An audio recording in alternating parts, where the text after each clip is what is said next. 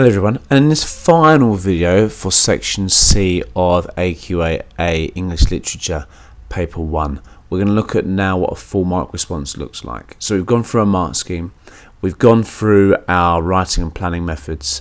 Let's now begin to look at what a full mark answer looks like, shall we? Again, I've chosen texts which aren't specific to certain text choices in your exam. The method is exactly the same, so these are used as an excellent example to support you. Introduction. Within both extracts, the breakdown of marriage, seemingly instigated in part by the fatal flaw of the male protagonist, is evident.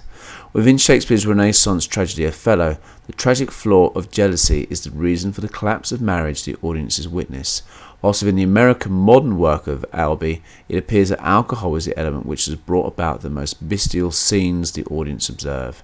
However, it seems that the character Othello is far more physically controlling of his wife, due in part to the laws that governed marriage at the time, compared to the more psychologically controlling figure in Albee's work. So you can see the argument is clear, comparisons are there, context is there.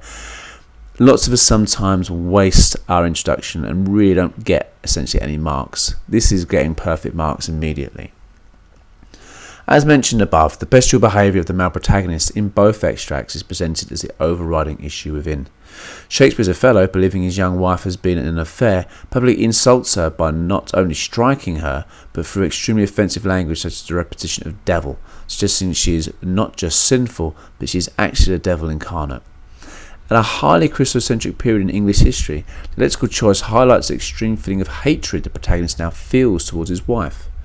For a contemporary audience of Shakespeare, in many ways this would have been seemingly ironic, as the character of Othello, a Moor, would have been viewed as a devil himself and expected to act in a sinful rather than gentlemanly manner.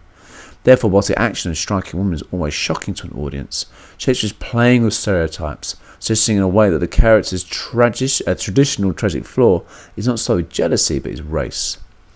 Shakespeare then utilises the syllabic structure of iambic pentameter later in the extract to highlight to the actor playing the role, actors at the time would have had to use the lines given to them to detect stage directions, the anger of the figure at the time. By stressing lexes such as you, she, and turn, Shakespeare shows a character who is not only aggressive, but is accusational in tone in a way which disengages himself from Desdemona and places the blame for his emotion state firmly on her. Alternatively, this behaviour could be highlighting, so again, there's our three alternative interpretations, highlighting the reaction a disempowered male demonstrates when he believes the female has broken away from traditional conduct of patriarchal society. Leading a feminist reader to highlight how desperate male society is to cling on to its control of the female. This argument could be said to be the case for Albee's modern play. George displays a similar reaction to Othello by slapping his wife Martha, as he believes she is pouring the undergraduates.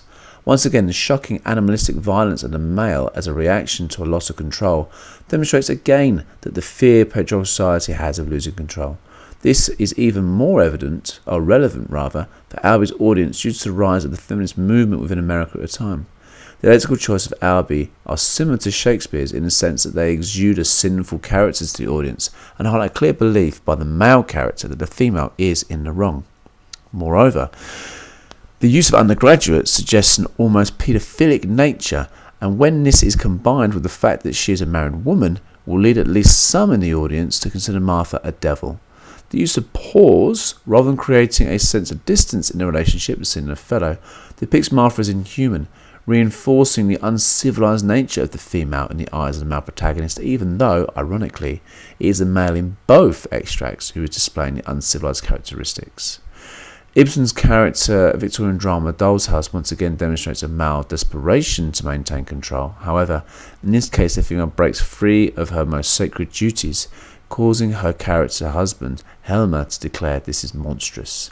His exclamation at this point could again reflect the anger and incredulousness he and the patriarchal society he represents feels at the thought of the female breaking the bonds of the traditional female role. Similarly to Shakespeare, Ibsen uses religious imagery as a way to persuade the female figure that breaking the bonds of marriage or traditional control is the most sinful behaviour a wife can display, making them appear a devil within the male gaze. In fact, this sentiment was supported so strongly by male society that the audience rioted at the very notion of the breakdown of traditional society. The audience reflect the bestial behaviour of protagonists from both of the extracts, suggesting that the behaviour is not actually dramatic, but a realistic depiction of social behaviour. And our conclusion, although written around 300 years apart, the depiction of the male protagonists shows that the male view of women within marriage has altered little over this period. Both characters are cruel to their significant others, which is in part due to the disrespect that their partners have shown them in public. However, as stated earlier, this lack of control shown in particularly by Othello is deemed more shocking to an audience due to the physical nature of his anger, which is seen as shocking in part due to its ungentlemanly nature, but also perhaps due to the fact that this is the character's strengths put him at an unfair advantage over the female. I put the Ibsen part in there just to kind of throw in a comparison for if you wanted to, but that is not required of your question. But that's the method we can include. There's an introduction, one main paragraph which explores the elements of mark scheme required, and a conclusion which maintains your argument throughout. So it's now up to you to get on with your own practice. So good luck and happy times with your revision.